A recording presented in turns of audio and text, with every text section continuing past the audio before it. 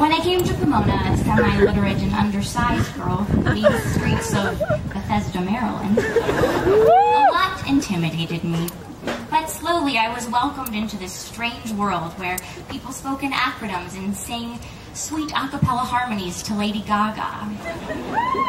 I was educated and re-educated in what was cool and hip. G-Chem, O-Chem, P-Chem, Q-Chem, critical consciousness, math in many cultures.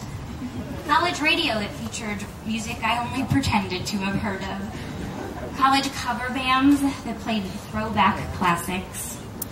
Meal plans, free beer. Snack. There's free beer at pub, guys. Corn dog snack. Pancake snack. Canceled snack. Athletics. Football, foosball, Saturday afternoon games of inebriated baseball. Eating dinner at a round table surrounded by friends. Eating dinner at a round table surrounded by people who pretend to be your friends.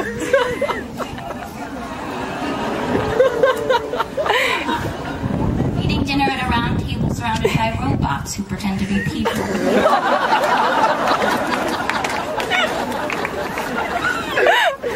College really was 110 times better than high school. Here, when I raised my voice in class, you called me by my Christian name and not the freak in the corner. Here, when I went to a party, you had invited me. Most of the time. Here, when I confessed I'd never successfully learned how to ride a bike, thanks, parents. You laughed because you were cruel, or else you thought I was joking. And then you spent an entire afternoon holding the back of my bicycle, teaching me the zen of balance. However much I learned and grew at Pomona, I hope I did so by staying true to the cross-eyed and crazy-haired girl I was in my first moments here, and as captured in my college ID photo. I've been thinking of that picture taken of me on my first day here, that snapshot I'd carry around on a keychain ID until I lost it 5 times. It shows a dazed and confused young lady, all before I had my first seminar, or Taco Tuesday, or first Cuban with President Oxtoby.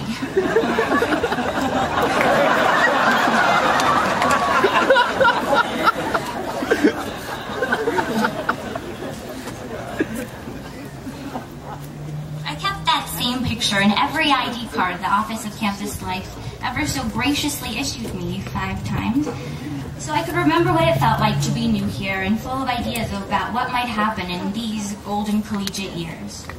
I never wanted to lose sight of those harebrained and wonderful dreams I'd imagined so long ago. It's easy to see commencement as the beginning of an adult life that is entirely separate from all that came before. But there's too much here I want to take with me that I couldn't possibly begin completely anew. I'd like to think of a future where the hopes of my youth form the outlines of my adult plans, where whatever worlds we imagined when we were younger are the very ones we want that we work to make real.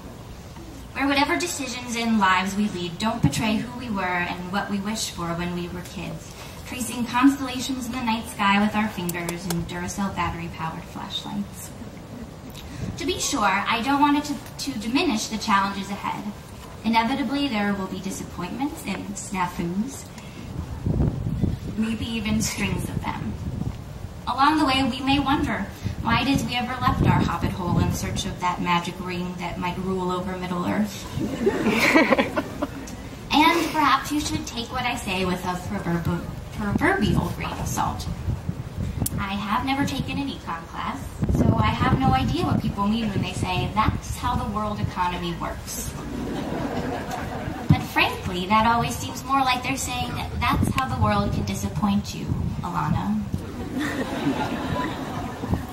I don't plan on putting too much stock in the words of these realists, or as Sarah Palin might call them, Mama Grizzlies.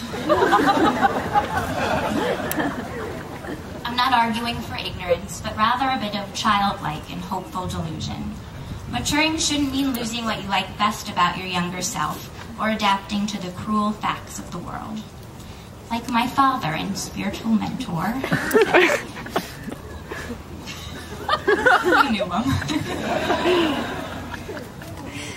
Why listen to the odds when you can listen to the oddballs?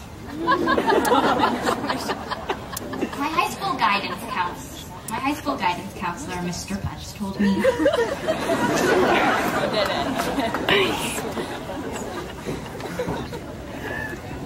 He told me I wouldn't get into the college of my dreams.